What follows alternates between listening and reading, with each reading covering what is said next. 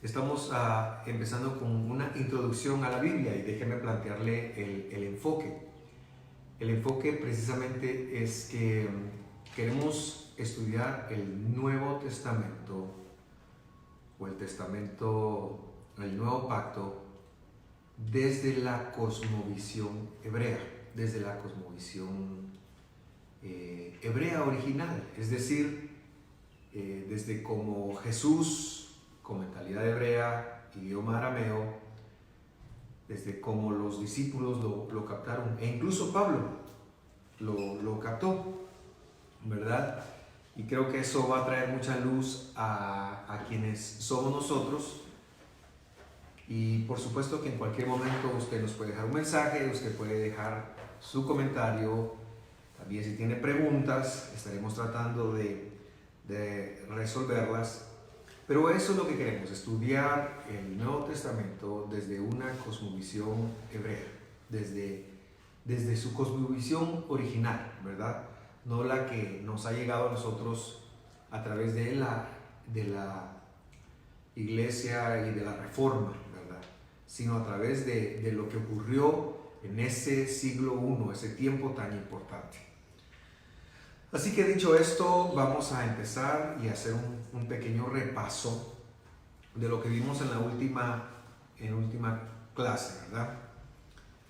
Dijimos que la Biblia fue dada, tengo un pequeño pizarrón acá que voy a estar utilizando como una ayuda didáctica.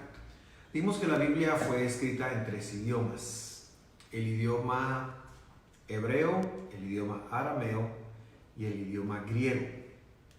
Pero que la cultura, la cosmovisión, la forma de pensar, siempre fue una forma de pensar semítica, o sea, hebraica y en algún momento aramea, pero dominando lo hebraico.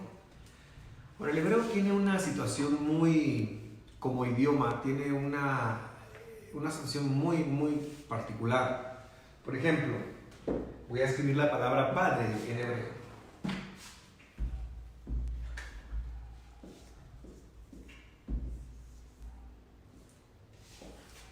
Aquí dice Ab, en arameo sería Abba, pero aquí dice Ab, padre. El hebreo se lee de derecha a izquierda. Ahora, ¿por qué es esto importante? ¿O qué es lo que estoy tratando de decir? Porque el idioma hebreo no tiene una escritura en sí propia. Los escritos más antiguos, como los de Moisés, como los Salmos, como todo lo que ocurre antes del año 586, que fácilmente podríamos poner el Pentateuco, los Salmos, Proverbios, todo lo que fue escrito en hebreo, fue escrito con caracteres fenicios. Hay algunos que han querido ser más, no sé cómo llamarlo, y han dicho que este es un paleohebreo, pero no existe el paleohebreo o hebreo antiguo. Básicamente son caracteres fenicios, que fueron los primeros que salieron con el tema de escritura. Y luego, a partir de la deportación de Judá, a Babilonia, el hebreo toma los caracteres arameos. Entonces las letras que yo les mostré son caracteres arameos. Por supuesto que si vamos a decir Aleph, que es esta letra, y Bet, que es esta letra, la primera y segunda letras de este idioma, son sonidos del hebreo, pero los caracteres son arameos, ¿verdad? ¿Por qué? Porque es un idioma semítico. Entonces es muy curioso que el hebreo no tenga una escritura como tal, sino que lo que podemos saber es que prestó la escritura primero fenicia y luego la aramea. Y hasta el día de hoy, cuando hay un rollo de la Biblia en hebreo, pues los caracteres son arameos. Creo que es un poquito de esos datos que vamos a ir dando para estar más empapados del tema de la historia. También haciendo un repaso, entendíamos que en el primer siglo, y si usted quiere verlo, todo el video, pues puede verlo, está colgado en youtube.com/Visión de Fe Misco. Estudio 2, estaremos dejando esta nomenclatura para que sea más fácil. La palabra iglesia y la palabra sinagoga eran sinónimas en el primer siglo. Es después del primer siglo donde se persigue una separación tanto del judaísmo hacia lo que se conoció después como cristianismo y del cristianismo hacia lo que es el judaísmo, que mutuamente se quisieron separar y se convirtieron en antónimas. Pero en el primer siglo la iglesia y las sinagogas eran congregaciones donde se reunían grupos de personas que creían en el Dios de Israel, que guardaban los mandamientos de Él, pero que en las de Pablo, ¿verdad?, en las que se mencionan en Hechos, en las que después Pablo les escribe como a los Gálatas, que no es una ciudad sino varias ciudades, a los de Corinto, que sí es una ciudad, Éfeso, que es otra ciudad, a Roma, que es otra ciudad, eran personas que creían en el Dios de Israel, guardaban los mandamientos que habían aprendido pero que creían en el Mesías Jesús, en el Mesías Salvador. Entonces, eso es muy importante porque hemos de concluir en que Pablo no tenía en mente el iniciar una nueva religión. Cuando estudiamos la historia, nos damos cuenta que esto pasó en el siglo II. Ahora, es muy importante entonces, para entender los escritos, entender lo que veíamos en el estudio anterior. La sinagoga estaba distribuida como una iglesia, vamos a decirle, a muchas iglesias todavía tienen lugares en donde la gente hoy en día se sientan. Bueno, en el primer siglo las sinagogas tenían 3 lugares. Los lugares más cercanos a donde se leía y se hablaba, y luego estaba en los intermedios y luego estaban los cercanos a la puerta. De hecho, así se le conocían, los prosélitos de la puerta. Había 3 entonces lugares. En los lugares más cercanos, las primeras filas, se sentaban los judíos de raza. Estos los judíos que habían llegado y habían fundado la sinagoga o la congregación, o sus descendientes. También cabe señalar que el judaísmo del primer siglo y de los primeros 2 siglos antes de Cristo era un judaísmo muy proselitista, muy diferente. Es muy poco en su liturgia lo que tiene que ver y en su forma de pensar el judaísmo de esa época con el judaísmo hoy en día. Este era un judaísmo que era muy de llevar la luz de la Biblia, del Tanaj, como se conocía, o de la Torá, como también se le llegó a decir en ese entonces. Los judíos, por razones, hablando de judeanos, los que vivían en Israel, por razones económicas, empiezan a exilarse 250 años antes de Cristo, y esto lo veremos después, pero, por ejemplo, una de las ciudades más importantes de esa época, Alejandría, llegó a tener incluso antes de Cristo más de 500,000 judíos viviendo en ella. Así que el judaísmo llegó, se expandió y predicó acerca del Dios de Israel. Entonces, en esas sinagogas se sentaban en las primeras filas los judíos de raza, en las segundas filas los judíos convertidos. Estos eran hombres que se circuncidaban para adherirse a la fe de Israel, y mujeres que tenían una mikve o una especie de bautismo, renunciando a la idolatría y comprometiéndose con la adoración solamente al Dios de Israel. Y ellos ocupaban las sillas de en medio. Y luego estaban los de la puerta, que tenían otro nombre, que se conocían como los temerosos de Dios. Y estos temerosos de Dios pues creían en el Dios de Israel, pero lo que no hacían era circuncidarse. Y por eso se les llamaba los prosélitos de la puerta o temerosos de Dios. Y vimos que Pablo encuentra aquí un grupo que empieza a ministrar y es donde él descubre esa falsa doctrina que para ser creyente en Jesús, para ser injertado en el pueblo, tenía que circuncidarse. También vimos entonces en el capítulo 17 de Génesis que el pacto con Abraham no era la circuncisión, a pesar de que ahí, si usted tiene una mala lectura, si usted lo voy a buscar para dar la cita exacta, Génesis 17.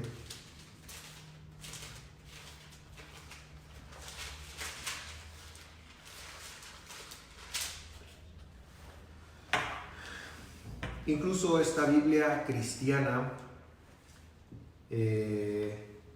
Reina Valera 60, en el encabezado del capítulo 17, erróneamente tiene escrito la circuncisión, correctamente tiene escrito la circuncisión, señal del pacto. Y Dios empieza a decirle a Abraham que va a hacer un pacto con él, que será padre de muchedumbres, y la cúspide del pacto es que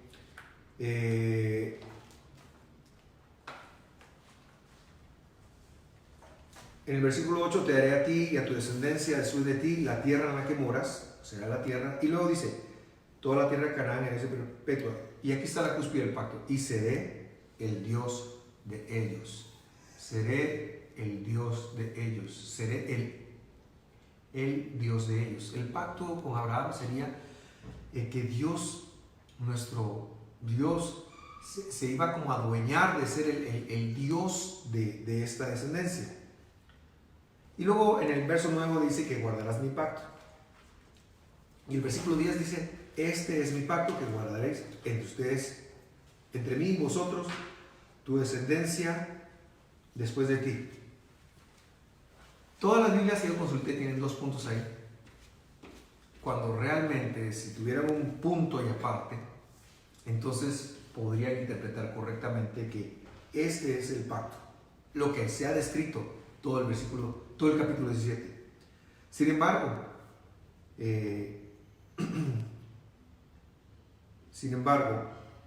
el versículo 10, después de los dos puntos, dice, será circuncidado todo varón entre ustedes.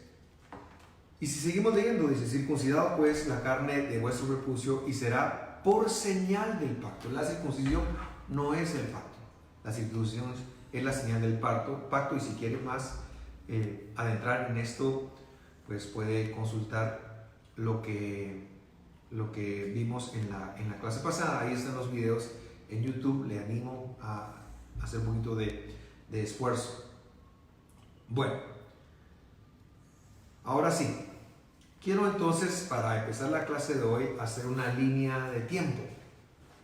Una línea de tiempo que nos lleve a unir la revelación del primer pacto o del pacto de los antiguos con el Nuevo Testamento, porque de alguna manera está enlazada. En el año 135 después de Cristo surgió en el Asia Menor, de entonces lo que hoy es Turquía, un obispo conocido como Marción del Ponto, quien fue declarado hereje por varias de las iglesias. Y Marción del Ponto decía que el Dios del antiguo pacto, el Dios del antiguo, él primero que nada es el que le da el nombre de testamento al Antiguo Testamento y al Nuevo Testamento. Y Marción del Ponto, tenía una postura, una hipótesis, y era: el Dios del Antiguo Testamento es malo, mientras que el Dios del Nuevo Testamento es bueno. Así que esta herejía fue cortada, fue perseguida, y un libro de Marción del Ponto que él escribió, no recuerdo el nombre, fue borrado. No existen copias, pero se habla de ese libro como un libro muy errático, erróneo. Los cristianos entonces les gustó la idea del pacto antiguo.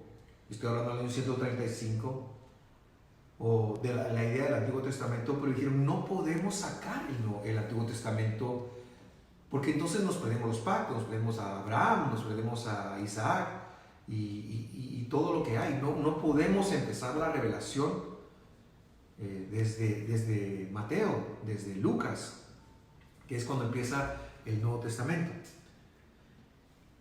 Entonces, todos sabemos que Génesis es el inicio de todo. Dios crea al hombre, la caída del hombre. Pero yo me adelanto hasta el capítulo 12, cuando aparece el primer patriarca, Abraham. Y este es un momento especial, porque Dios le escoge, Dios le llama. De hecho, Dios había llamado a su padre, pero su padre no fue lo suficientemente obediente. Así que a la edad de 75 años Dios llama a Abraham en ese entonces. Su nombre original era Abraham. Y le dice que se vaya de su casa, de su parentela, y el hombre reacciona favorablemente, exhibe una fidelidad a Dios, que es el concepto de fe. Es decir, responde a la enseñanza que Dios le ha hecho. Y el hombre sale y se va sin saber a dónde, y se lleva a su esposa, a su sobrino, y se lleva a las personas que había hecho, dice la Biblia. Se los lleva y se van, y empieza a ser un nómada. Se dirige hacia el sur, llega a la tierra, no va muy bien, baja a Egipto, y ahí pues todos recordamos la famosa historia de él y Sara y el faraón. Pero en medio de esto Dios le da el pacto, le da los pactos y le da la promesa, y la promesa de un hijo. Y todas las promesas empiezan a cumplirse. Y cuando Abraham cumple 100 años, Dios le da el hijo de la promesa, porque ya él había tratado de hacer que esto ocurriera por medio de Agar. Estoy parafraseando muy rápidamente la Biblia, pero la idea es crear un contexto general. Y Sara, a la edad de 90 años, da a luz a un hijo, Isaac, risa, gozo, el hijo de la promesa.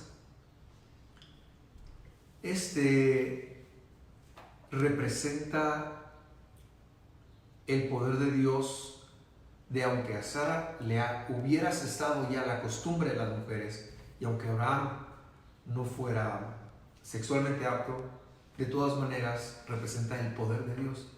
Por eso Pablo en Gálatas lo cita muy bien a decir, este es el hijo, ¿verdad? Isaac. Y luego tenemos el nacimiento de dos hijos, Esaú y Jacob. Esaú es desechado por ser sanguinario, y Jacob es escogido, y a Jacob se le cambia el nombre. Dios le cambia el nombre a Israel. Israel, él es príncipe de Dios, más o menos es lo que querría decir. Y a partir de Israel, Dios empieza a formarse un pueblo. A partir de Jacob, Jacob tiene 12 hijos y una hija, y después de una serie de peripecias, descienden 70 personas a Egipto, la potencia mundial del momento, y ahí es donde el pueblo de Israel empieza a conformarse. Ahí es donde vemos las profecías de Ezequiel, donde dice que Dios le encontró recién nacido o nacida en el desierto y le limpió en Egipto. Pero Egipto, como estaba profetizado, resulta en un tiempo de esclavitud.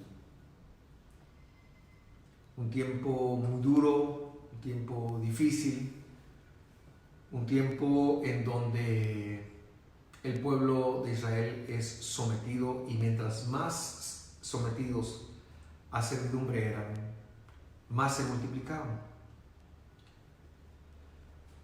Egipto representa el poder del mal, el poder del diablo, el poder del maligno, el poder del que nos odia. El faraón representa al Satán. Pero es ahí donde ocurre la multiplicación. Y cuando Dios empieza a liberar, o entiende que es tiempo de liberar, escoge a un libertador, a Moisés. y le empieza a enviar. Y es en medio de ese contexto que se da algo muy similar a lo que estamos viendo. El tema de las plagas. El tema de las plagas no es nada nuevo, sino que muchas veces también tiene que ver con la intención de Dios de liberar a su pueblo. Así que le dejo eso también en su corazón. Pero a la salida de Egipto, Moisés empieza a gestionar primero que querían ir a 3 días de donde estaban para ir a hacer sacrificios al Señor. Faraón no quiere, y usted se sabe la historia. Al final, Israel sale con 12 tribus. Con 12 tribus. Caminan durante 50 días, atraviesan el Mar Rojo y llegan en el día 47 a la montaña de Sinaí. Moisés, entonces, 50 días después de haber salido de Egipto, llega al monte Sinaí, al sur de la península arábiga, y es ahí donde él recibe y escribe la Torá. ¿Y qué es la Torá? Estrictamente hablando, Torá quiere decir enseñanza, pero la Biblia misma se refiere a la Torá como los primeros 5 libros de Moisés: Génesis, Éxodo, Levítico, Números y Deuteronomio. Si tomamos este momento para captarlo, vamos a entender que Dios le reveló lo que pasó en Génesis a Moisés. Le reveló lo que pasó en Éxodo, y a partir de ahí empieza una vivencia, una escritura vivencial que culmina el último año de la travesía antes de la conquista. Pero aquí se da una situación muy especial. Hasta ese momento, en todas las familias del pacto, el primogénito heredaba el sacerdocio. Y 40 días después de que Moisés ha ascendido a la montaña, el pueblo se corrompe y pecan levantando un becerro de oro y adorándolo. Usted puede ver esto, me parece que está en Éxodo 34, 36. Lo verifico de una vez, ¿verdad?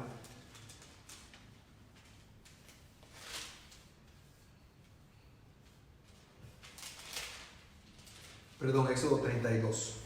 Ahí lo puede encontrar.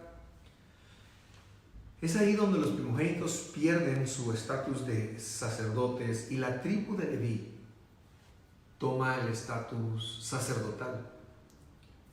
Y es ahí donde la promesa o la profecía que Jacob ha hecho a los hijos de José de recibir 2 porciones toma efecto. Efraín y Manasés se convierten, los hijos de José, en tribus, de tal manera que se mantienen el estatus de 12 tribus y los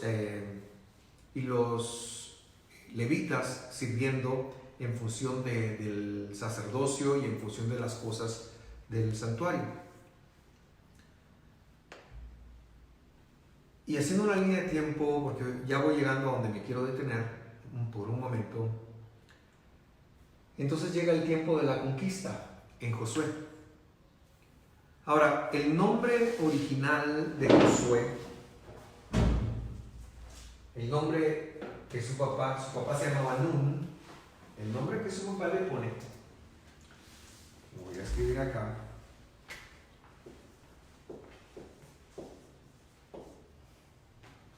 era Oseas en hebreo.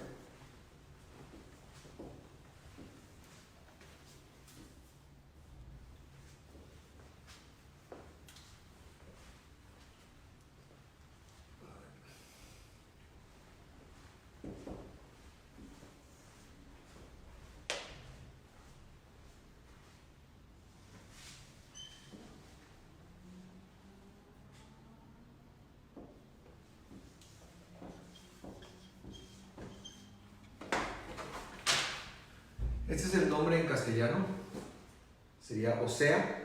Este es el nombre en hebreo, Oshea, y aquí se lo transmitiré de cómo sonaría en castellano. Oshea. Este nombre es muy importante. Esto quiere decir salvación.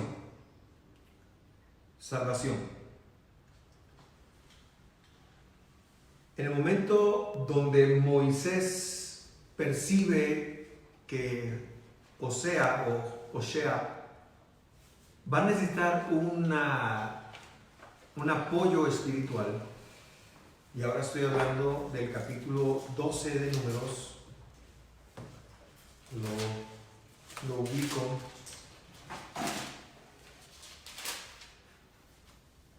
Perdón, capítulo 13 de Números. Moisés le cambia el nombre. Moisés le cambia el nombre a Osea y le pone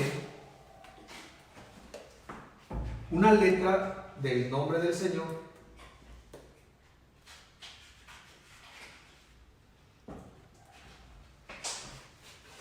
De tal manera que la fonética cambia de ser Oshea a Yehoshua. Yehoshua. El nombre de Josué en hebreo era Yehoshua. Ahora ese nombre es importantísimo porque no es otro nombre que el nombre de nuestro Salvador. Nuestro Salvador no se llamaba Yeshua, no se llamaba Jesús, no se llamaba Jesus. Su nombre original era Yehoshua. Se lo voy a escribir en castellano para que usted lo tenga.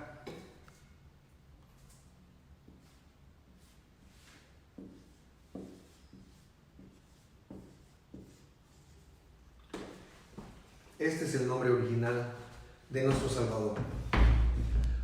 Quizás usted ha escuchado Yeshua o Yahshua, que son acepciones arameas, pero el nombre de nuestro Salvador es este, el mismo nombre de Josué. ¿Y por qué digo yo eso?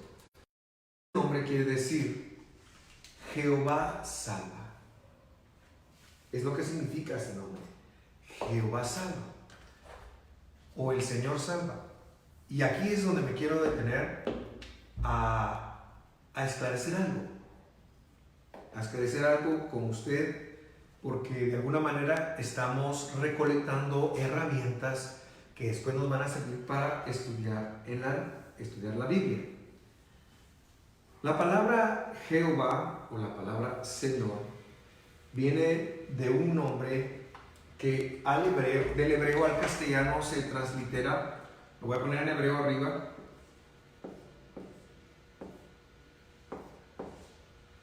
Voy a poner en castellano al revés.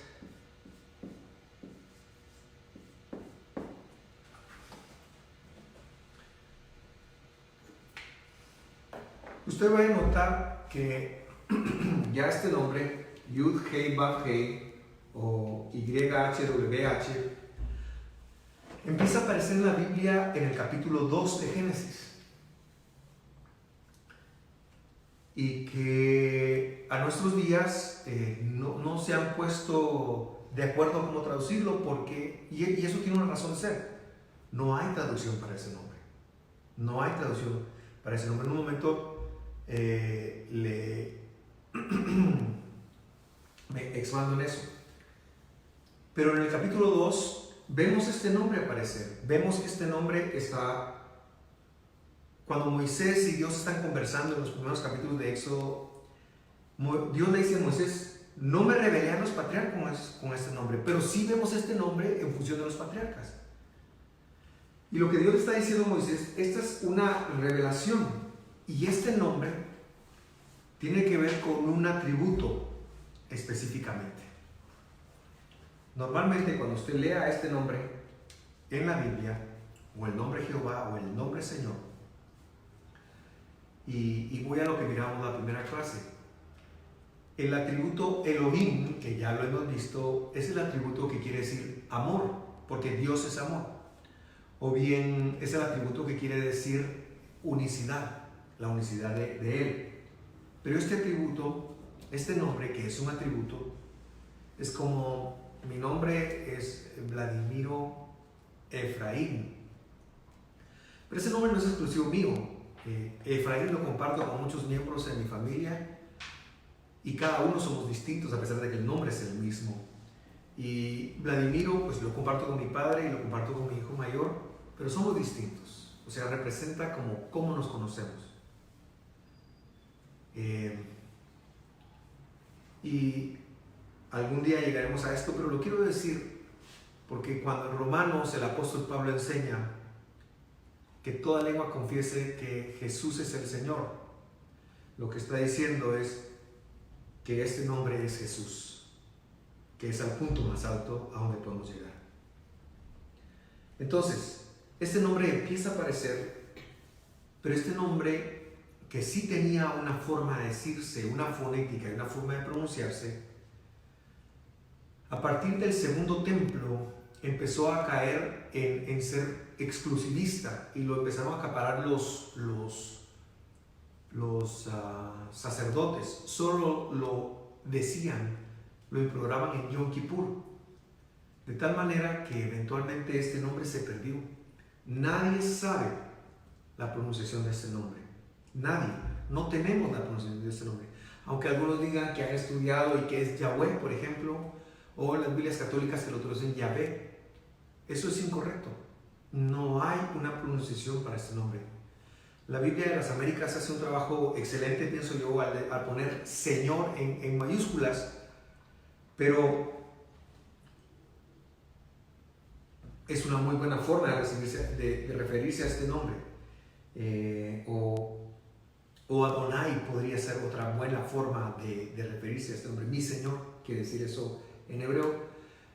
El judaísmo se inventó una referencia a este nombre.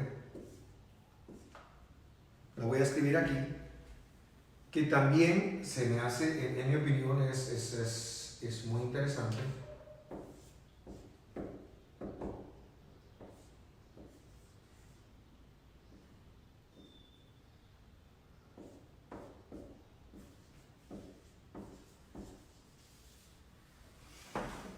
Es Hashem. Hashem. Hashem, este es el artículo.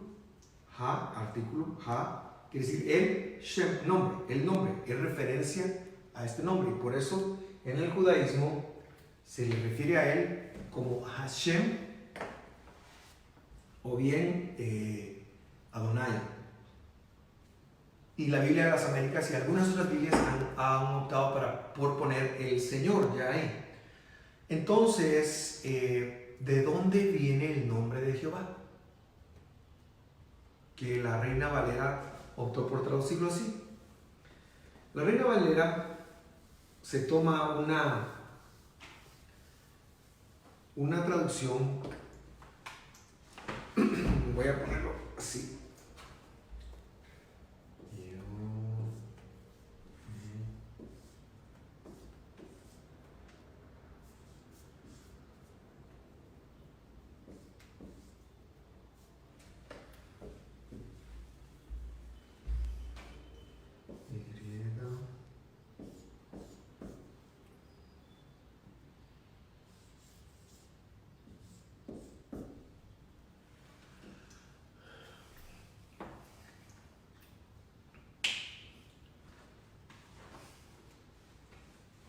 Es a un judío al que le preguntan y el que se idea el tomar los caracteres de este nombre impronunciable y ponerle los caracteres de la palabra, las vocales, de la palabra Adonai.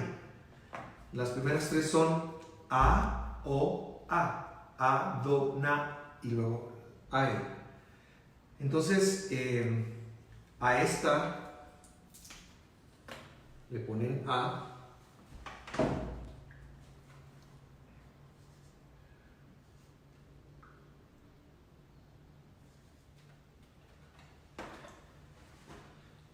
Adonai. Y entonces queda algo así como, con la fonética hebrea todavía, Ya, O, Va. Ahora esta letra puede sonar como W o como B. De hecho, el sonido más correcto es de V. Entonces, más o menos queda algo así como Jehová. Y por eso es que ustedes, por ejemplo, en inglés, se le refiere a Dios como Jehová. ¿Por qué? Porque y se escribe con J. En inglés se escribe así.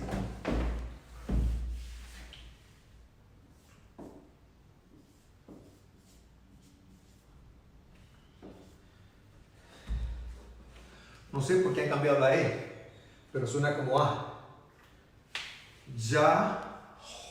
La H en inglés no es muda, sino suena como la J castellana, Jehová.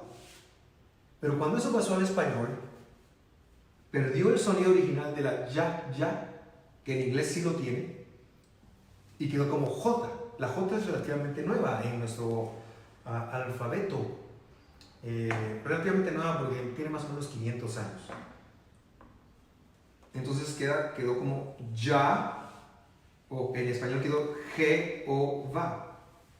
Pero todo desciende en el siglo XII-XIII, un rabino que se llamaba Rashi o Maimónides del siglo XIII, no recuerdo, que hace esta construcción y que era lo que se movía en el ambiente teológico en tiempos cuando se tradujo la primera Biblia al castellano, la Biblia conocida como la Biblia del Oso, de la Reina Valera, la famosa Reina Valera original, ¿verdad? Entonces, esto es importante notar porque hay personas que se han ido con la traducción y la traducción la respetamos. Yo no voy a sentarme aquí para decir que no es Jehová, no se puede decir Jehová, o que está prohibido, o que es herético. No voy por ahí. Cuando alguien me habla de Jehová, sé a qué se refiere y no lo veo mal. Pero esto hay que saberlo, esto hay que conocerlo, de dónde viene, cuáles son los orígenes de los nombres que usamos y de nuestra fe. Entonces, sin embargo, muchas gentes que al oír algo así podrían pensar, como se ha diosificado la Reina Valera o cualquier otra traducción que se diosifique, que estamos hablando de una herejía. No estamos hablando de una herejía, estamos yendo a la fuente y queremos saber por qué llegamos a donde llegamos. Es importante revisarlo. Ahora, el punto más importante para mí, y por eso lo quise tomar este tiempo aquí cuando estamos hablando de Josué, es entender la connotación de lo que es este nombre. Este nombre es el nombre del juicio. Voy a quitar las vocales. El Yud Hei Vav Hei, el tetragamón, también se le conoce así, es el nombre del juicio. Pero sin embargo, si yo a salvación le pongo la primera letra de ese nombre, me da el nombre de nuestro Salvador. Y para mí es tan importante que Él es el designado, o un humano, Josué, es el designado para repartir la tierra. Y funciona como una figura profética del verdadero Salvador, del Dios omnipotente, que va a tomar forma de hombre siglos después. La Biblia también enseña que no hay nombre ante el cual se doble toda rodilla, que Dios le ha dado un nombre, el nombre más excelente. Me refiero a Yahushua, nuestro Salvador, a Jesús, nuestro Salvador. Y todo eso es importante conocerlo para que nosotros podamos ver y entender las mismas palabras de Él cuando decía que todas las Escrituras dan testimonio de Él. Y aquí,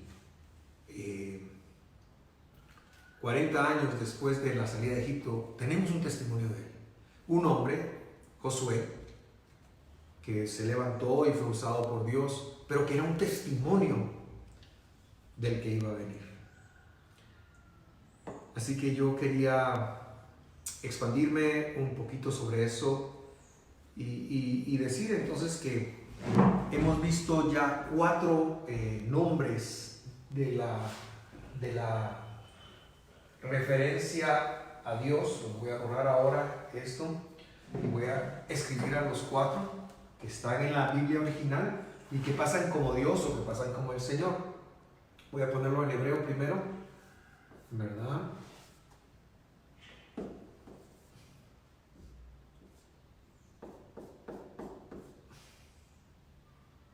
Él,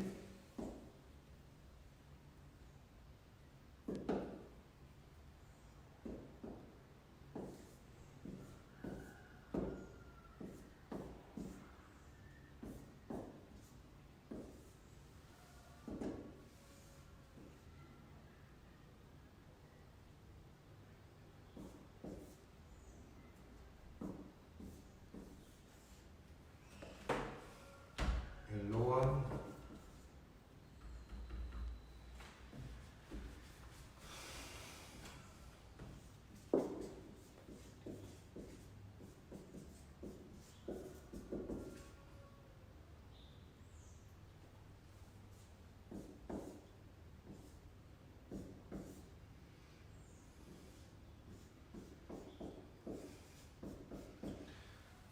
¿verdad? Hemos visto ya 4 nombres. Él, que normalmente se acompaña de algún, no siempre, ¿verdad? Pero esto que quiere hablar de poder, de juicio, se acompaña de algún nombre como El Shaddai, el Dios Todopoderoso, el Rohei, el que ve, etcétera, etcétera. Eloa, que es como lo más cercano a deidad, como nosotros entendemos en castellano la palabra Dios. Cuando hablamos de Dios, nosotros hablamos de la deidad, nuestro ser supremo. Como la mayoría de culturas lo hacen, ¿verdad? Esa sería la palabra Eloa. Elohim, que más que una persona, lo decíamos, es una función o son funciones de Dios, ¿verdad? Y que sí el Yud He Vav He, que sí le llama el nombre del Señor, pero que está ligado al rigor, que está ligado al juicio, y que es precisamente el que Dios toma para venir a redimir, solo que en función de nuestro Salvador. Esos son los 4 que hemos visto hasta el día de hoy. Yo quería agregar el Yud He Vav He dentro de la historia, ¿verdad? Así que lo voy a poner acá si alguien lo quiere copiar. Pero esto es parte de nuestra fe. Esto hay que saber. Y bueno, quiero terminar la historia o seguir un poquito más con la historia, y quizás voy a llegar hasta don David y hasta Salomón y su familia. Y ahí quizás vamos a dar el tiempo si hubieran preguntas o si hubiera... Y bueno, también queremos orar un momento. Después de Josué y la conquista, pues se da que el pueblo abandona a Dios nuevamente. Tristemente, le abandona y Dios empieza a enviar jueces para salvarlos. Y es en medio de esos jueces donde aparece la figura de un profeta que se llamaba Samuel. Y a Samuel es a quien el pueblo le pide: necesitamos un rey como las demás naciones. Eso entristece mucho a Dios, pero Dios lo toma y lo permite. Y entonces empieza la dinastía de Salomón, que dura 2 reyes nada más, él y su primer hijo. Y luego viene la dinastía de David, que dura varios cientos de años, y sobre quién, he de decirlo, se construyen las profecías mesiánicas, ¿verdad? Las profecías mesiánicas sobre la casa de David. Y entonces David gobierna, es un hombre conforme al corazón de Dios. Luego está su hijo Salomón, el hombre más sabio que existió, sin lugar a dudas, y que hizo más de 3,000 proverbios y todo lo que se dice de él, pero que tenía algunos problemas, es decir, sobre todo problemas para ver con quién se relacionaba, porque tuvo más de 700 esposas, 750 me parece, y más de 250 concubinas. Yo no sé, cuando Salomón iba a terapia matrimonial, pues tal vez tenía que ir al Parque de la Industria o un hotel muy grande porque eran muchas personas, ¿verdad? Pero Salomón hace algo importante y es que se tira a la idolatría. Muchas mujeres le pervierten el corazón y él se vuelve idólatra. Y Dios decide quitarle el reino de Israel. Y aquí es el punto, un punto medular en la historia bíblica. Dios parte a Israel en dos. Al norte deja las tribus conocidas como Israel, o las 10 tribus del norte, lo que después se va a conocer como Efraín, y se lo da al rey Jeroboam. Y al sur, el hijo de Salomón se queda con 2 tribus, que son Benjamín y Judá.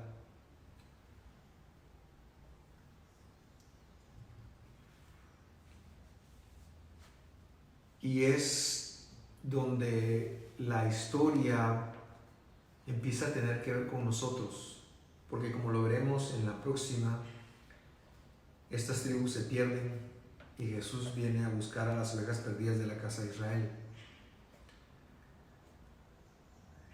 Salomón toma y nos da una lección muy grande, que a pesar de ser alguien muy sabio, muy entendido, y que tal vez yo no sé si te lo sabía o no, pero que sus proverbios comentaban alguna porción de la escritura, alguna porción de la Torá. No nos podemos dormir en lo que sabemos. Siempre debemos de regresar a la fuente de entender que nos toca ser obedientes, que no nos debemos dormir en nuestros laureles, que no podemos vivir solamente con nuestra inteligencia, sino que necesitamos a Dios. Y yo quiero dejarle eso en su corazón. Ahora que estamos viviendo esta pandemia, ahora que estamos viviendo estos momentos, ¿por qué está ocurriendo? Eso no le es aislado a Dios, no, Dios no está aislado de esto. No debemos de caer en temor, ¿verdad? Porque Él nos puede sacar adelante, debemos de tomar las medidas para protegernos, para proteger a los que amamos. Pero nunca nos olvidemos que Dios dirige su mundo. Y aunque andemos en valle de sombra de muerte, y aunque lleguen las plagas, y aunque llegue el mal, Él preservará a su pueblo siempre. Me gusta estar del lado de su pueblo. Me gusta ser una persona que depende de sus promesas. Yo le invito a usted para ver que Dios sigue manejando la historia. Lo que hoy le resumí y lo que hoy está aquí escrito, más o menos son 2000 años de historia, si no es que un poquito más, casi 3. No llegamos a 3, pero 2000 años de historia. Y Dios estuvo vinculado, y Dios sigue estando vinculado. Y ahora Dios lo hace a través de la figura de nuestro Redentor. Quiero dejarle esperanza, quiero dejarle vida, quiero dejarle la certeza en su corazón de que Él no nos va a abandonar, Él no nos va a dejar, sino que Él siempre está con nosotros.